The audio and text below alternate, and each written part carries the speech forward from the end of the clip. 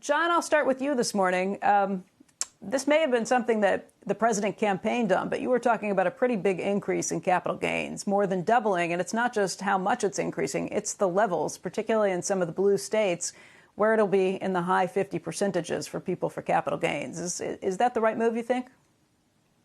Well, I think that we need to do something, Becky. Well, we're in a moment in history. We're at war, as I've said before, with foreign interests that want to replace our place in the world. They're reinvesting. So we're number one GDP, but we're 13th in infrastructure in the world, according to the World Economic Forum. So the country is in some ways falling apart from the things that we need the most to compete. When I was coming up in Compton, I remember I got a financial literacy course that was government inspired, the CRA. That taught me to be an entrepreneur. I got on public transportation to ride a bus to Hollywood, and then to my first job in Malibu, thinking about that. That was public transportation on public roads. I am who I am today because of private investment and public investment. And I'm probably one of the people, one of the 500,000 that would be hit by an increase in capital gains. But I see this as sort of like R&D, Becky. I see this as me reinvesting in the greatest economy in the world that invested in me to grow it and protect it. So I want to protect my downside. I don't want the economy to implode. And I want to grow the upside. So I think something has to be done. We probably need a bit more negotiation, but something has to be done, yes. But John, this isn't going to be going for infrastructure. I think this is much for things like paying for free college for people. Is that okay? Is that infrastructure in your mind? That is infrastructure.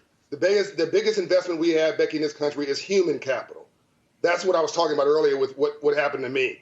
It's human capital and other sorts of infrastructure for this country that allow us to grow. 70% of this economy, should I remind us, is consumer spending. I want to say that very slowly. 70% of GDP is consumer spending, and middle class has really taken it at the wallet really for the last 40 years. Bill Clinton, I thought, had it right. I think there's been a lot of centrists who've had it right. I think we need to come back to a more balanced approach. And yes, I do think that there needs to be a huge reinvestment in the bottom of the pyramid where you're going to get the biggest economic growth. I think 2 to 3%. Hey, Mick, we had a Democratic senator, former Senator Heidi Heitkamp, who said this morning that we shouldn't be too concerned about these trial balloons that we've heard at this point, that the real number's probably not going to be that high. What would your concern be on the trial balloons, and what do you think about a lesser number that might come forth?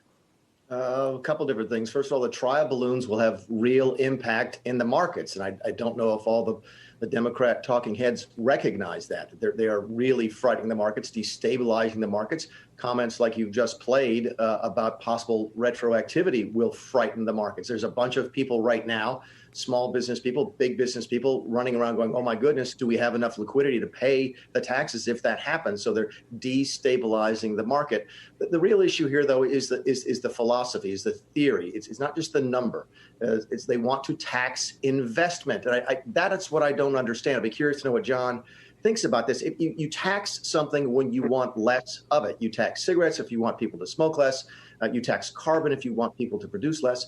If you tax investment, you do that because you want less of it. And that's what I don't get here. I recognize John's argument for reinvesting in infrastructure. Again, that was the corporate tax argument, not the one we're talking about here today with the capital gains tax. So I get all of that. But why are the liberals so intent on taxing investments so that we get less of it? I don't understand what problems they're trying to fix by raising the taxes.